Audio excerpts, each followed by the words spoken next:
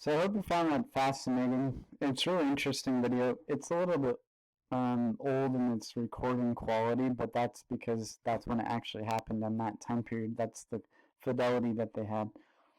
It's probably most often and the most notorious public sculpture controversy in the history of art law. And it was argued in the trial that it would run the risk that this sculpture would run the risk of deflecting explosions into government buildings and impede adequate surveillance. There was a public hearing held in which 122 people testified in favor of keeping it and 58 in favor of removing it. Famous people like Philip Glass, Keith Haring, and Klaus Oldenburg, artists, art historians, all wanted it to stay there. Local workers hated it, a lot of them did, and someone said, "Every time I pass this so-called sculpture, I just can't believe it. The General Services Administration, or whoever approved this goes beyond the realm of stupidity. This goes into even worse than insanity. How crazy can you be to pay $175,000 for that rusted metal wall?" So in the end, the jury of five voted 4-1 to remove the sculpture. And this Sarah stated that this case exemplifies the U.S. legal system, their preference towards capitalistic property rights over democratic freedom of expression. So he obviously has really strong opinions about it. It shows really clearly ideas of site specificity. This piece, Grace Hopper by Tony Smith, it's not a misspelling, it's actually called Grace Hopper, is steel as well, painted black. I think these pieces are really good for you to see because they're made out of planar material, which you're going to be working with a planar material, which is a sheet of something like metal, wood, you could think of plywood. You're going to be using mat board and cardboard, but it would operate much the same way. It's one of three, so it's an addition. This one's at the Detroit Institute of Arts in Michigan. So I want you to look at it and see the scale of the woman below it and see how large it is and its relationship to a human and a physical intensity of this object, how big and massive it is, bordering on that sort of architectural monumental. Tony Smith said, "The title happened in a Joycean way long after the sculpture was designed, and does not mean I was trying to illustrate an insect. A funnel-like form on the model suggests the hopper used to load a coil on the railroad cars. Once I had the word hopper in my mind, I turned to Joyce's parable for the rest. It comes from the central passage in Finnegan's Wake called the Onet, corresponding to ant, and the grace hopper. The onet represents the spatial orientation of the classical world, the Greek world.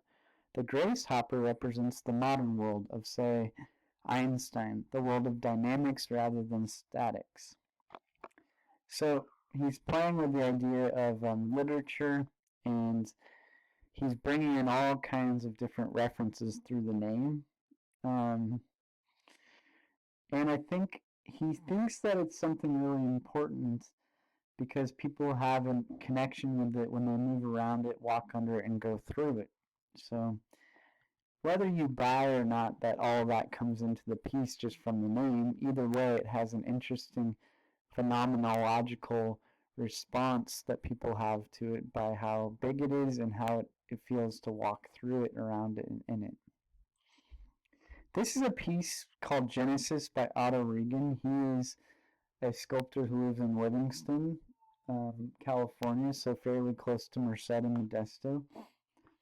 It's located at a roundabout entrance of Spaceport America.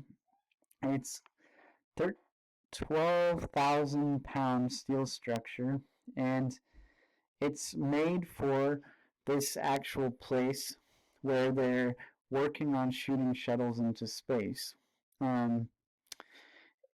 It's reflective of the symbolic mission of Spaceport America.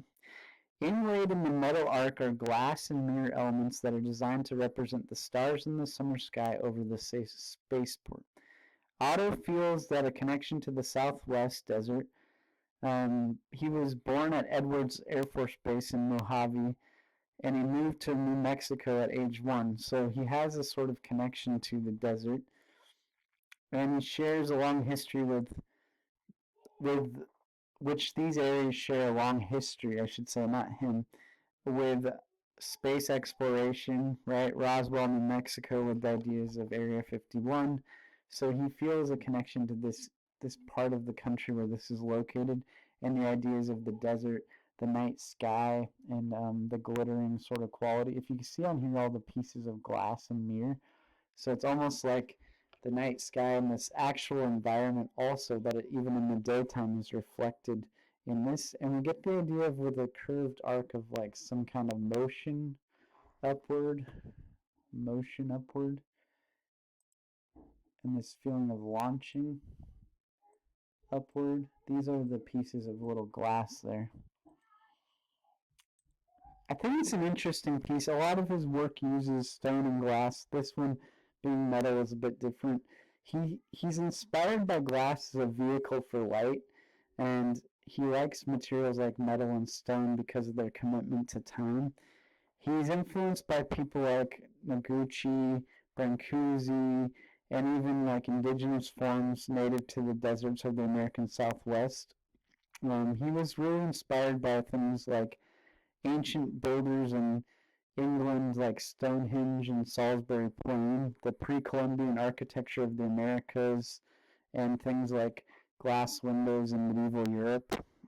He thinks of like this shape being a symbol of movement, beginning and starting something, creating something, an origination, or a mode of formation. So if you think about Genesis, the word being the start of something, and also it being a book of the Bible about the idea of the start of the world, the origin or early meaning of things. All of those type of things are coming into play with this.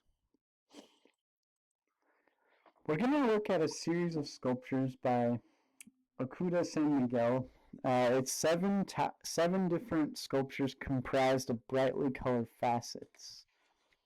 So far everything we've looked at you could make out of planar material. This is made out of planar material.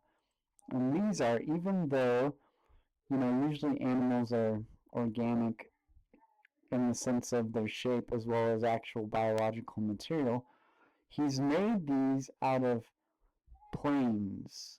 Each one of these sections is actually a flat piece, a plane, and by putting them all together has created these animals, this one being a deer. So it's made out of,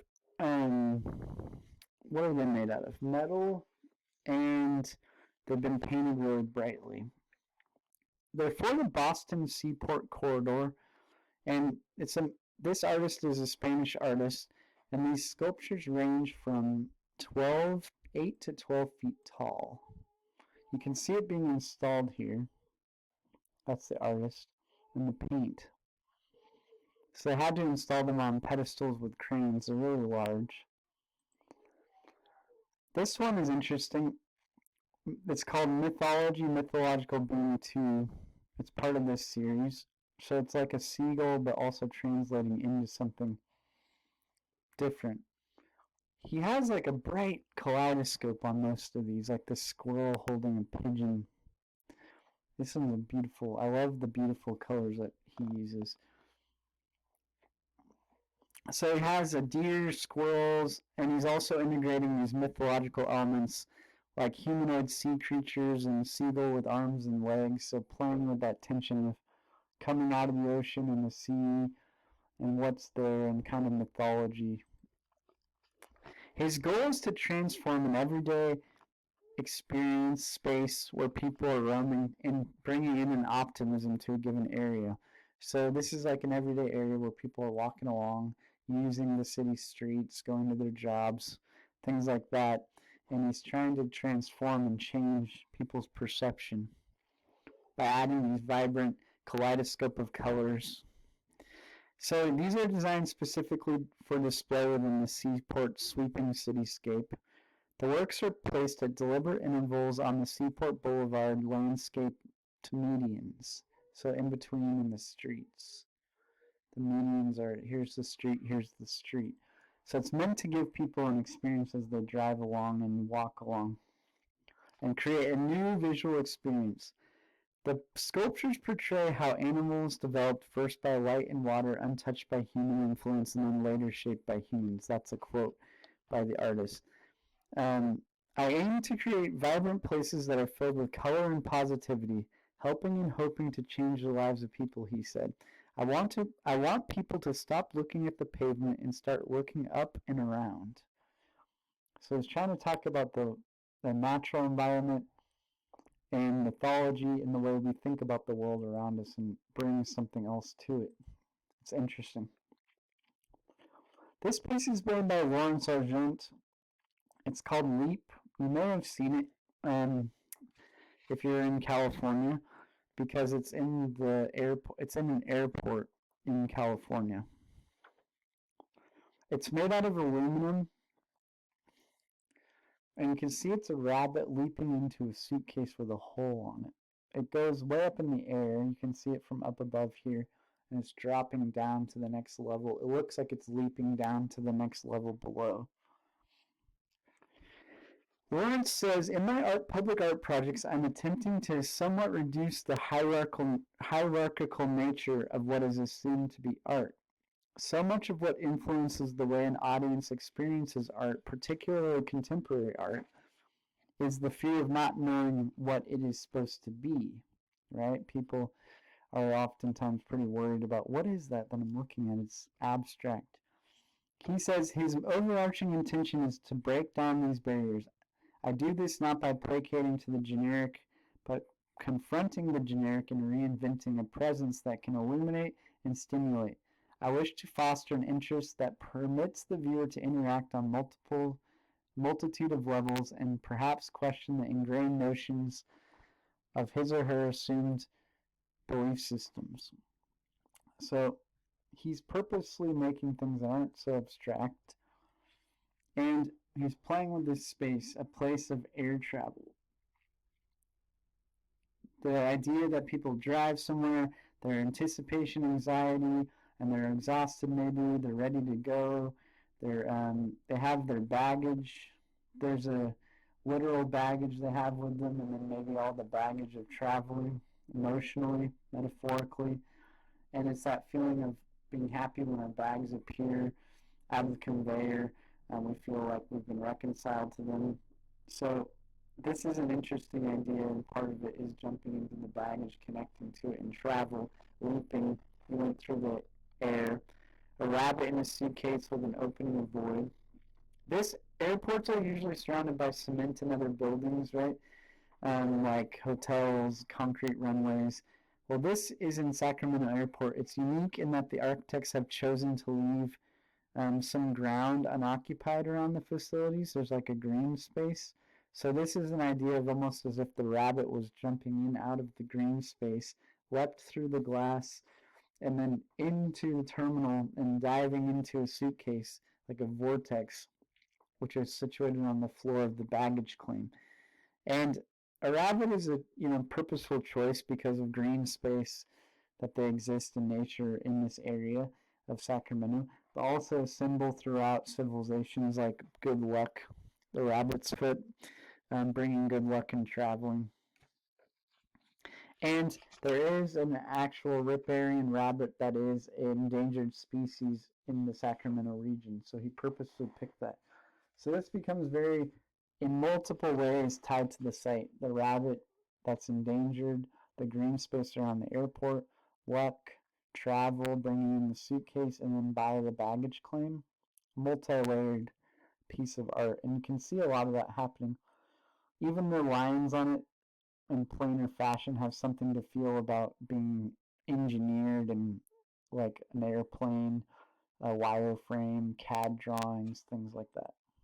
This is another piece of his that's called I See What You Mean. It's fiberglass over steel alloy. It's pretty amazing. A giant blue bear. It's in Denver. That bear is looking in the window of the Colorado Convention Center, and it had such a dominant presence in the city of Denver, the building, that he wanted to create an artwork that didn't conflict with the essence of the design or stature of the building, but would embrace its uniqueness and form and even highlight it. So, a convention center is a place of meeting, an exchange of ideas and transfer information, showcase, and he wanted to bring all that about by having the idea that, like as if a black bear came rumbling down the mountain on his merry way, and then he was interested in this place and decided to peer into the window with the kind of feeling of curiosity that the bear just came out of the woods and was curiously looking into it, like he was looking at a local newspaper or the convention that was happening.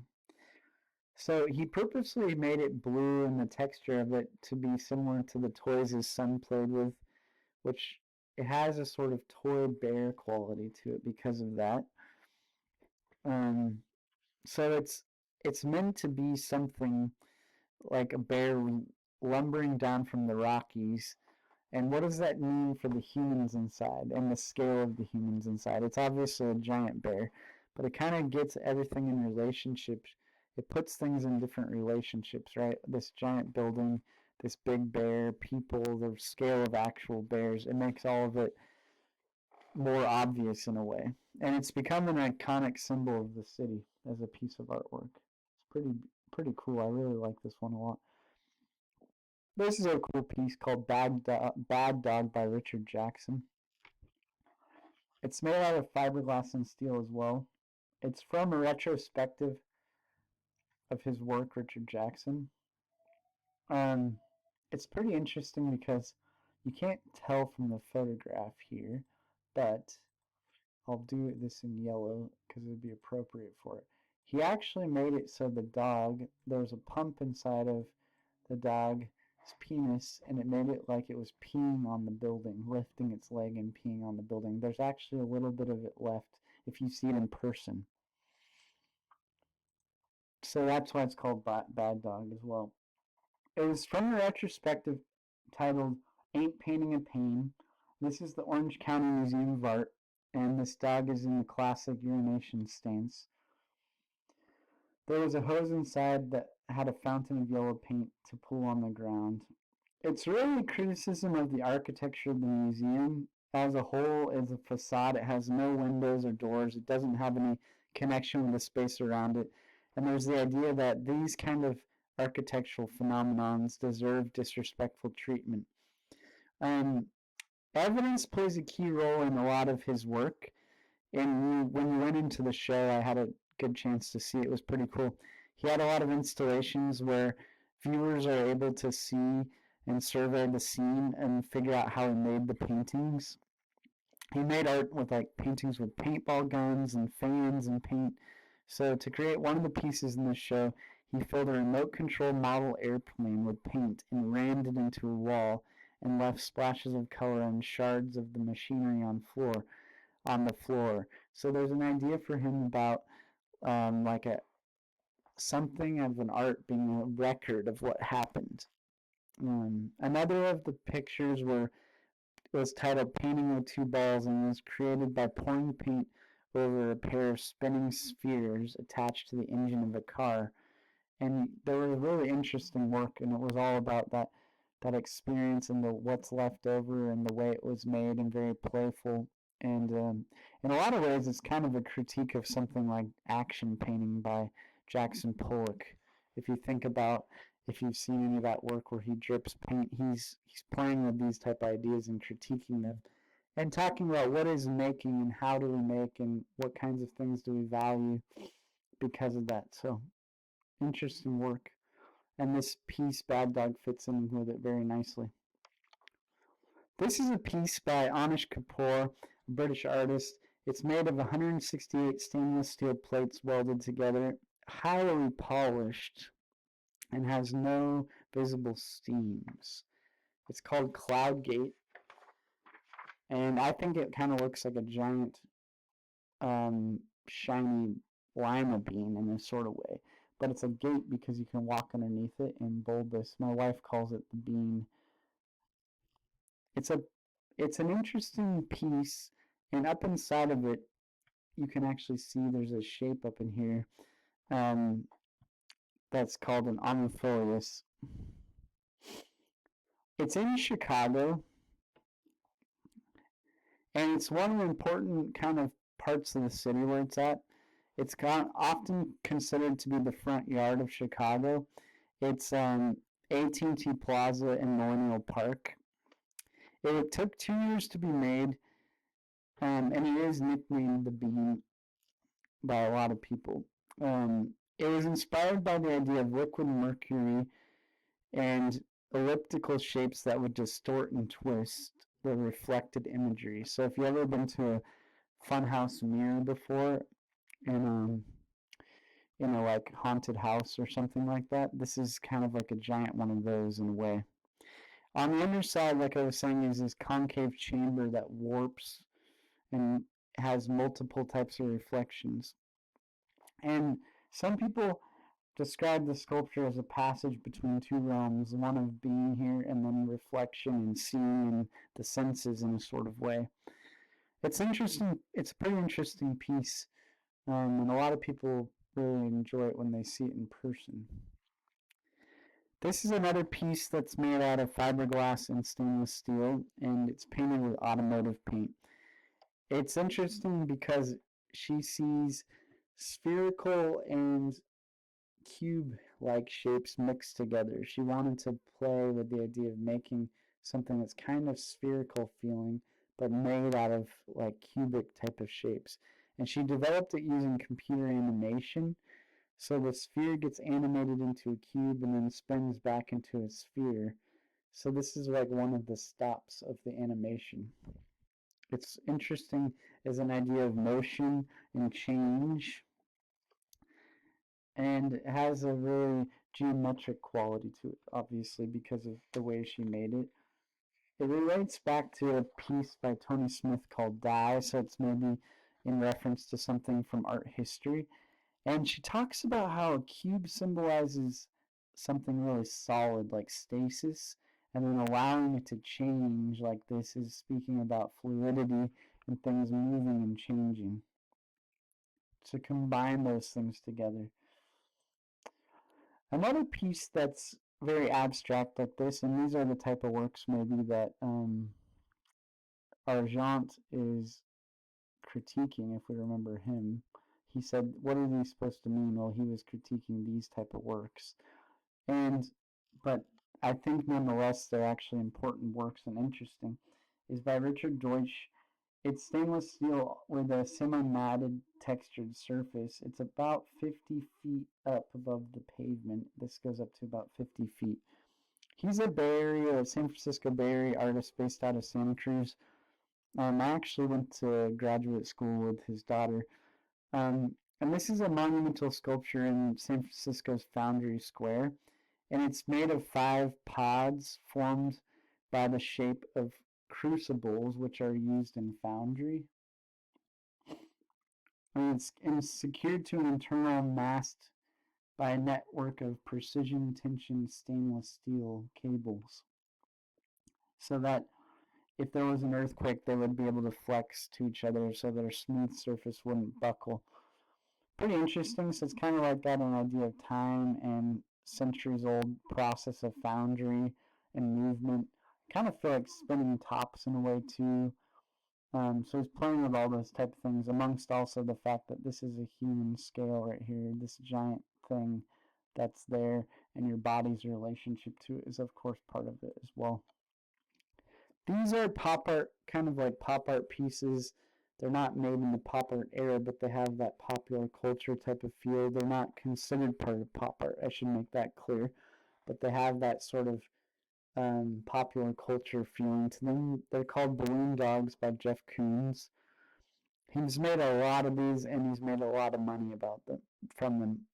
He rose to prominence in the middle of the 1980s as part of a generation of artists who kind of wanted to explore the meaning of art in media saturated era and kind of deal with this crisis that was happening there of visual representation, advertising, marketing, entertainment, so and mass communication. This is part of his celebration series, which is things that feel like balloon animals or balloon creations that a clown would make, made out of stainless steel with really mirrored, beautiful sort of surfaces. And this is he thinks of it as extending the legacy of the ready-made from Marcel Duchamp, things that are already here in popular culture. That's what I was referencing when I said it has a pop art sensibility. Things like Andy Warhol's soup cans, it's referencing things that are already in culture. His work sells for crazy sums of money all over the world, and he's gotten some records for auction prices. $91.1 million for one of his balloon dogs, his orange one. So that's incredible. Critics are very sharply divided about his work. Some view it as pioneering, an important thing, and others think of it as kitsch, crass, and based on like cynical merchandising type of attitude. So think about what you think about it. I mean, I'll leave it to you, but I think both sort of perspectives have there's something to be said for both perspectives on that, and you could find things in the work that would lead to either idea. But I think it's nonetheless interesting because it gives people an intense reaction. This is a piece by Louis Bourgeois called Maman. It's a bronze casting. It's supposed to be like a creature escaped from a dream or a larger than life embodiment of a giant spider, like her secret childhood fear. It casts an actual shadow, but the idea of a psychological shadow too, because it's 30 feet high. It's probably one of the more ambitious undertakings of her career. She's had a really long career, and she deals a lot with the human psyche, universal and personal, with a lot of references to her childhood that was pretty painful. She first gained notice in the 1940s with surrealist pieces of like thin vertical forms in wood or stone that evoked the human body. This one is associated with her mother, so you can imagine that she probably doesn't think so highly of her. But the spider who protects her precious eggs in a steel cage-like body provokes awe and fear. Her mother was complicit with her father being basically having an affair, being unfaithful, and her mom just kind of let it happen. So she has a lot of ideas about her that aren't awesome. Its massive height and its kind of improbable balance conveying almost kind of a vulnerability in a sort of way. You can see like it almost feels like it's going to topple.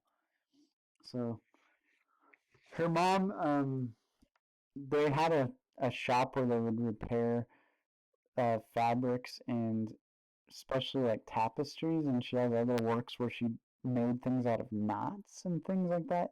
And it's so this idea of a spider or spinning a spider who spins webs and things is a part of this and how it's connected to her history. This is another piece by that's made out of bronze, and it's by Eduardo Pelosi. There's a next piece slide here that shows the print that it was based off of. William Blake Newton from 1795, and that's it there. It's at the British Library in the square. Newton, sometimes known as Newton after Blake, is this piece. So William Blake's Newton. He's a scientist. This is from 1995. It's a large bronze. It's displayed on a high plinth in the plaza, so it's outside the British Library. It stands 12 feet high. It's based on that print, which is a personification of man limited by reason, is the idea of it. Isaac Newton sitting on a ledge beside a mossy rock while measuring with a pair of like a compass or dividers. So Pelosi admired Blake. He viewed this print of Newman at the Tate Gallery in 1940s, and so he was commissioned to create a sculpture for the library, and this is something that he came up with. His idea of measuring the universe with dividers.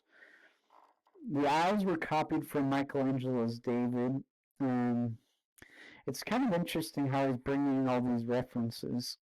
And part of it is illustrating how Newton changed our view of the world as determined by mathematical laws. So there's a lot of stuff going on here about the idea in this print, and then he's referencing it about understanding the nature of the world and trying to fathom things that are mysterious. So this is what he's dealing with, and this makes sense outside of a library, right? A place of knowledge. This is The Burghers of Calais by Rodin. It's from 1884, and it was commissioned in Calais by the town council for him to create a monument commemorating the end of a terrible siege that actually happened in 1346 to 1347. Apparently, the conquering English agreed to accept the town's surrender without punishment if 6 prominent citizens, burghers, would offer themselves as permanent hostages. Rodin portrayed them with necks encircled by ropes and their bodies covered only by rough robes as they walked barefoot to deliver the keys to the town. See the ropes on their necks? Unlike traditional monuments which show heroes striding forward proudly, depicting men profoundly awesome and conquering, these are depicting men who are anguished at leaving their homes and their families. And he distorts the figures to express more trauma and emotion, right? The way the hands are here. The enlarged hands, the feet give like a melancholy and faltering steps and gestures. That's the distortion, is the size of those things. He makes the muscles taut to sense of physical stress, sunken eyes and furrowed brows. The novel idea that heroic deeds are performed at great sacrifice by average people, this is what's happening here. It infuriated the Calais authorities. They reluctantly accepted the monument in 1895, but refused to place it in front of the town hall until 1925. So they commissioned him, and he produced it a year later, and it took 30 years before they were willing to put it out in public. Pretty interesting. Rodin's vision set a precedent for later commemorations of efforts of ordinary soldiers. You could think of in Washington, D.C., the Iwo Jima Memorial, and even Maya Lin's Vietnam Veterans Memorial. There's an idea of struggle as part of a memorial, not just victory. So these are interesting places. That was connected to the place because of the history of the place. So I want to remind you of the site specificity of it. This is a totally different type of feeling piece by Rachel White Reed. It's cement, and it's the casting of the interior of a house created because they were destroying it. She cast the entire interior of it and then removed the house. So she used the house like a mold. She won the Turner Prize for it, and supporters of it saw it as a ghostly masterpiece that paid homage to the history of the East End of London where it was at. So it was in the entire inside of the house was emptied out, and she cast the inside of it. It was from a row of demolished houses at the edge of a common in Mile End. And it became this huge gray object that was like a mausoleum of what a tomb of what was left behind, haunting in the absence of the house. It was eventually demolished, and the town council was deaf to the pleas to keep it. It's talks about its artistic quality, often left out a lot about the protests and riots that raged around all of this. And it's interesting because of how people don't like, do not often like certain types of public monuments and statues, so they get put up and pulled down because of all sorts of political beliefs. And this is a really something that happens all over the world and continues to happen in our country and other countries around the world. Something about public art, that is controversial in different ways and in different times. You got that with Tilted Arc, but you get it with pieces like this and even other statues in other parts of the world where they get pulled down and destroyed, and they become symbols of an area, and destroying them is a symbol of destroying the ideology or critiquing the ideology behind them, right? This is another one of her pieces, has a similar vibe to it, the absence of the cabin. Around it in this area is a bunch of cast objects in cement and bronze. It kind of continues on with her interests that she's had for a long time in different ways of negative spaces, the actual interior of the cabin becoming positive or actual. So it's a suggestive of an idea of retreat and introspection here on this island. That's New York City in the back. It sits on the hillside of Discovery Hill overlooking New York Harbor. I should say, I said island, but it's a hillside. I'm sorry. I meant because there's water here. And around it are these bronze casts of like discarded objects like bottles and cans, and some of them were sourced on the island specific to the place. So it is an island. I'm sorry. I keep going back and forth on that. This is New York City, and this is an island. And we're looking at New York City from the island. This is where the Statue of Liberty would be over here, I believe. Okay, really interesting. Another one of her pieces in New York City. She's a British artist, but she has pieces in New York. Was this inside of a water tower. She was funded by the Public Art Fund to make a site-specific work for New York, and she was so aware of all these different water towers on buildings that are really common in New York. Right now, it's actually at the MoMA on the museum roof, but it wasn't originally there. She noticed the water towers, and she really enjoyed them. So she said, I didn't really know what they were, didn't really know why they were there, but they were like these weird wooden barrel-like objects that sat on top of many roofs in very awkward ways. It occurred to me that they were like part of the furniture of the city, sort of like street benches, or they're just that no one had really taken much notice of them because they were used to them. So she cast one of them in clear resin, and she wanted to make like a jewel on the skyline of Manhattan, like the water without the wood around it. It's very interesting because I think it's really hard to make this feeling of water solidified in resin, and like it's frozen in a moment of time as if the barrel was removed from around it and there was just solid water left. So she had to use a particular material and figure out some stuff about how to do it, and it definitely is interesting as a site-specific work. We're going to look at a piece called Spoon Bridge and Cherry by Klaus Oldenburg. This is the actual bridge and the cherry, and I have some drawings that he used to get the commission. This is it in wintertime. It's made of stainless steel and aluminum, and has been painted with polyurethane enamel. It's at the Minneapolis Sculpture Garden of the Walker Art Center in Minneapolis. It's located in front of the Walker Art Center and has really large plazas, and they all contain sculptures, and this is one of them.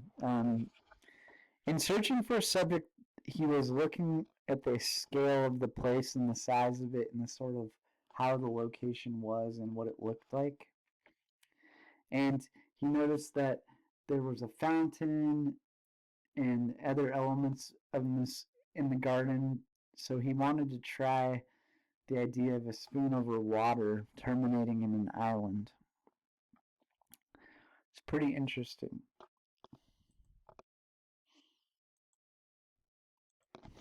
You can see some of his other work here in a second. So you can kind of see here, even though it's in the winter, this is actually a fountain.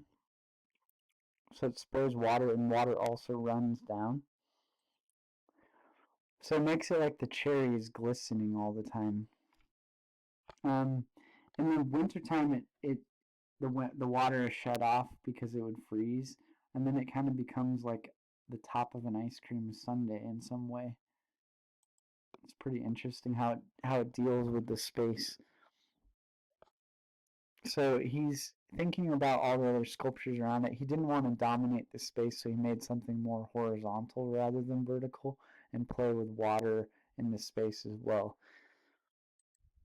This is another one of his pieces called Cupids Span. You may have seen it in San Francisco if you've ever been to the city.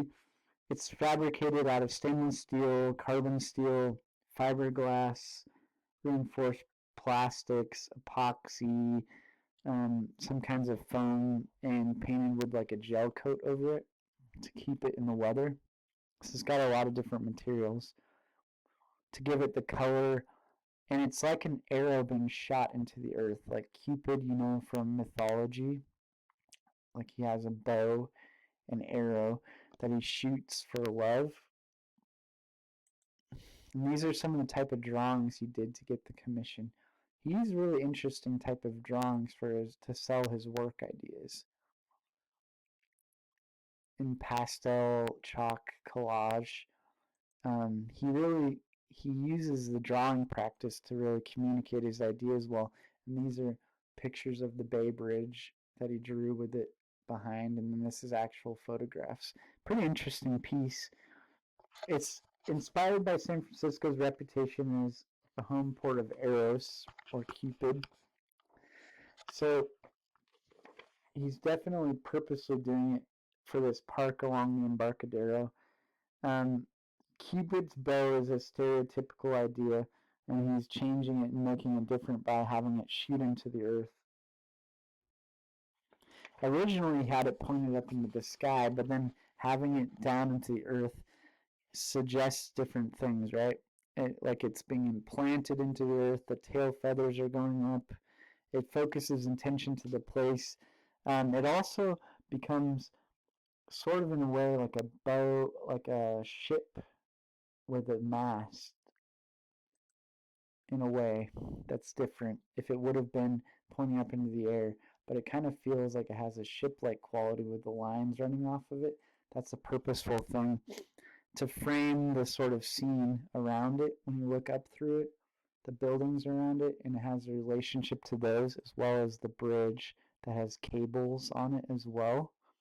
So it's interacting with it differently by flipping it around. It's kind of almost like invoking a mythological account of shooting his arrow into the earth to make it fertile. So playing with those type of ideas we have, like way back in the day, even with ancient sculpture, where monoliths were put into the earth in places like Britain and northern France to be like phallic fertilizer. He's playing with those type of ideas as well. And by slanting the bow and the arrow, it gives it a sense of real movement. So playing with a lot of different things here, an interesting piece to the site, and then changing it around so it fits with the site better. This is a proposal for Treasure Island, which was in San Francisco Bay by Gormley. He's quite a famous artist who does a lot of sculpture that ends up being in public spaces, and he's done a lot of castings of his body and other people. It was the idea of a lookout on this island. So it's interesting because it encourages a relationship with the ocean and the horizon.